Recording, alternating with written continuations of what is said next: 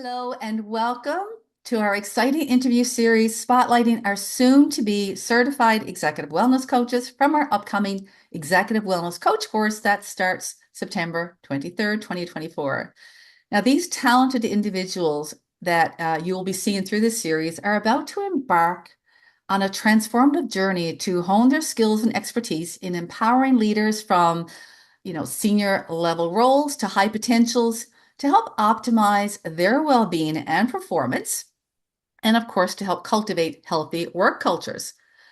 So join us as we delve into their experiences and insights and aspirations, highlighting the significant impact they're poised to make in the realm of executive wellness coaching and organizational wellness. So let's celebrate their achievements and explore the future together of executive wellness coaching and wellness leadership. So welcome, Mohammad. How are you? I'm very well, Lisa. Thank you so much for having me.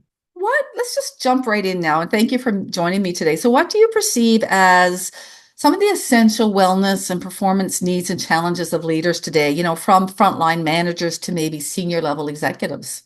In a nutshell, stress management, time management, and then work-life balance. Mm, I would say these are the three main factors which, as a manager, I was struggling for. yeah. And before I reached to the level of burnout, and for all of them, Hmm. right? So priorities. We everybody has 24 hours. Everybody has, like, let's say 8 to 10 hours in a day. Hmm.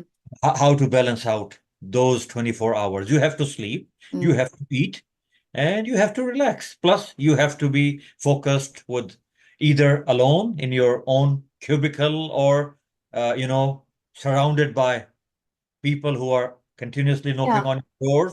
Yeah. Can I ask you about the eating part, if I may, because you're a functional nutrition coach, right? And a medical doctor.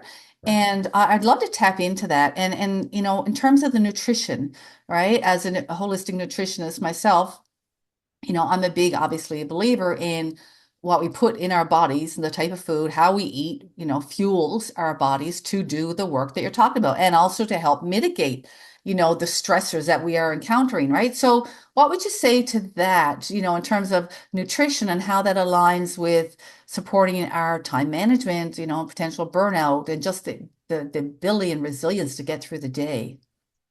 Another great question, Lisa. And I would put it in a way, or in word, because I'm mindful with our time as well.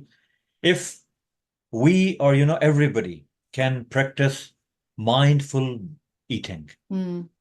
right? We talk about Even leaders, busy even leaders. leaders. Yeah, yeah. So we are talking about leaders right now. So Yeah. so even leaders. And when I say, I can give you an example, like, grab and go and grab type of things.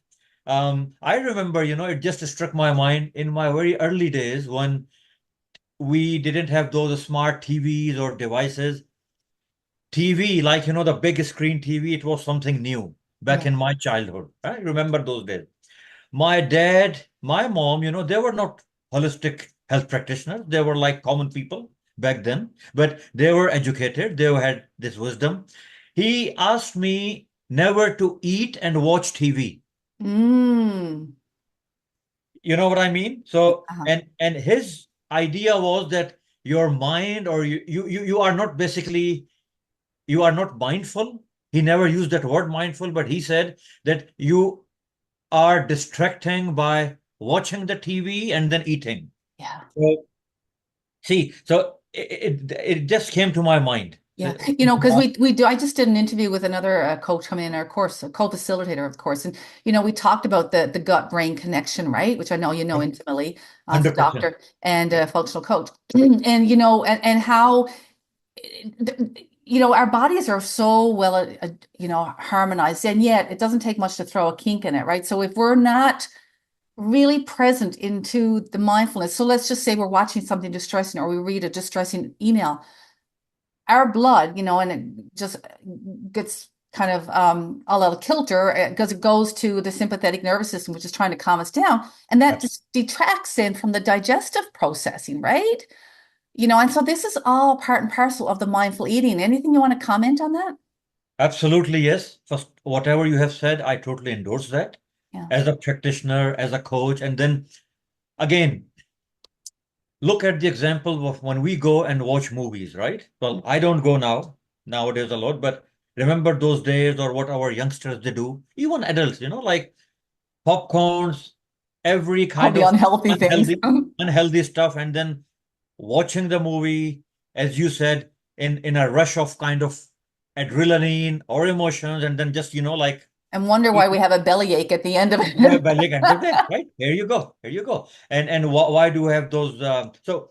The point is, whatever you eat, either it's like a small strawberry, a lunch or whatever, healthy, unhealthy, whatever. It has to be mindful. Yeah. So you can feel the taste, you can chew it properly. Mm. And as you said earlier, absolutely there is this mind, gut or brain gut connection, right? Our immune system, 80% of our immune system, Lisa, it's in our gut. Yeah. Everybody knows it. The digestion, acidity, reflux, all those kind of things, Mm. right? And then if you have your own time, your me time, uh, coming back to leaders, like if you prefer and if weather is permitting, you Yeah. can go out for a small walk, for a small desk, open air, right? Or even within your Just be in a cubicle, more peaceful environment to really peaceful nurture that environment. digestive Okay, process. not Yeah. in front of your emails, not in Yeah. front of your PC, Yeah. or not while you are talking Yeah. to someone. So bottom line, mindful eating is since we talked about nutrition, they have to take these breaks, no Yeah. matter how small, 5 minutes, 10 minutes. It's an investment for their own health. Yeah. Now you touched on, and I know we never really talked about this, but there's such a high degree of chronic indigestion and showing up as acid reflux, as GERD, even LPR, which I don't know if you're familiar with that. It's called silent reflux. And I actually experienced that myself. I talk about that in another interview. But what are you seeing, like even compared to your days as a physician or doctor or as a trainer in medicine that you were with GE and healthcare? What are you seeing and now with those you're working with in terms of the incidence? And do you see there's an increased incidence of things like acid reflux and GERD? Absolutely. Most of the patients, most because I remember we used to do those barium Yeah, those, all those endoscopy. kind of stuff, and then prescribing those proton pump Yes. inhibitors, yeah, which is We're insane. eating them like candy. It's crazy. Handy, It's exactly. crazy.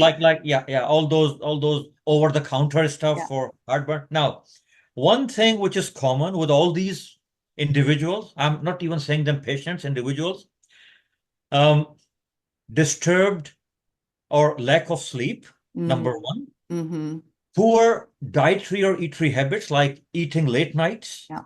or unmindful eating Or stuff too much processed food, which is or very too much processed food. Yeah, acidifying to our stomach. All it's like the perfect storm that creates with the lack of sleep, the processed food, eating too quickly, eating in front of our devices, eating when we're stressed. All of that just creates that perfect storm for not just acid reflux, but then GERD, which becomes a chronic form of right. it, right? Absolutely, absolutely. Yeah, yeah. I just want to bring up something quickly. You mentioned to me before you worked with some and trained and coached some people during the pandemic. What came of that coaching experience and what manifested? How did you help them? Well, that's another great question, and I still have those vivid memories. It's been almost like 5 years. Mm-hmm. So you remember when COVID hit, we were all grounded all Yeah. of a sudden. I remember the dates exactly. March, 12th March 2020. Mm-hmm. And I was outside Canada when we received a call that, come back ASAP. The airspace is gonna close, whatever. Mm-hmm. So, I and, remember and it. right, and we were I was in middle of a show, a trade show. It was in Vienna, in Austria, and so we were with customers when we got these calls. Long story short, Lisa, we came back. We were grounded Mm-hmm. in basements, right? And with all of a sudden there was Zoom, Google Meets. And you were with No, General Health, yeah, GE GE Healthcare. Yeah, Healthcare that's at the right, time. right? Yeah, And and what then capacity, sorry, what capacity did you work with them in then at that time? so at that time I was working as the global product manager, Okay. uh, So clinical. you get, the Yeah, challenges of leadership. You've been there in the yeah, trenches, exactly. right? So I had so luckily I knew how to be like an individual contributor and then as a leader and then like the and not only local leader but a global leader. Yeah. So we had to manage all time zones Yeah. from Yeah. You from had to you. manage your own stress, right? Yeah, yeah. It sounds like a stressful And job. exactly. So initially when we were grounded, then this is how I realized if we need to talk to someone in Asia Pacific or in Australia, New Mm. Zealand, right? Singapore, and then we are here. Those 12 to 15-hour time zones. So imagine like there was no time for sleep, no time for eating, no time for anything. But the good thing is, blessings in disguise, as I always said, that we came up with ideas of creativity, sorry, that how to handle those customers who are waiting for us for in-person project things, and then how to be more connected Mhm. within ourselves. Mhm. Connected means, so I remember, and I mentioned it on the other day, that we were talking about the social distancing, Mm. right? And then all of a sudden it just came to my mind that it's not a typical social distancing, it's more a kind of physical distancing, which we are practicing. Right. Socially or emotionally, I'm more connected with my peers, with Mm. my colleagues, with my family, and even with my management.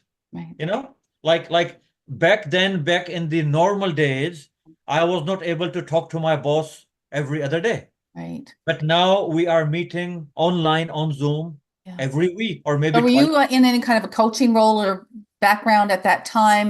No, no, not at all. Okay. But what I realized that I had been coaching without knowing that I was doing coaching, Oh, nice. right? And see, Lisa, that was the whole reason when it was a self-discovery kind of thing.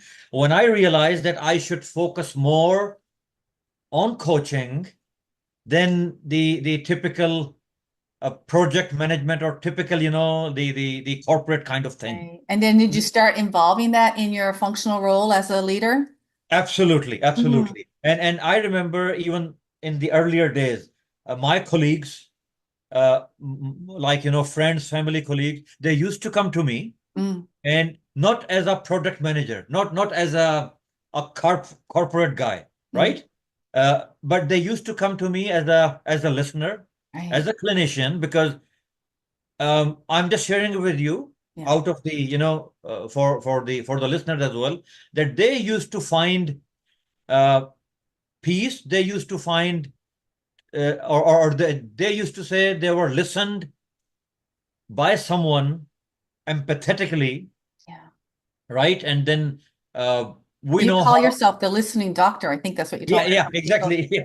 yeah. Just recently, there is. I was talking to, like a very hyper kind of banker, an Hmm. IT guy, who has no time at all. That just finish the stuff.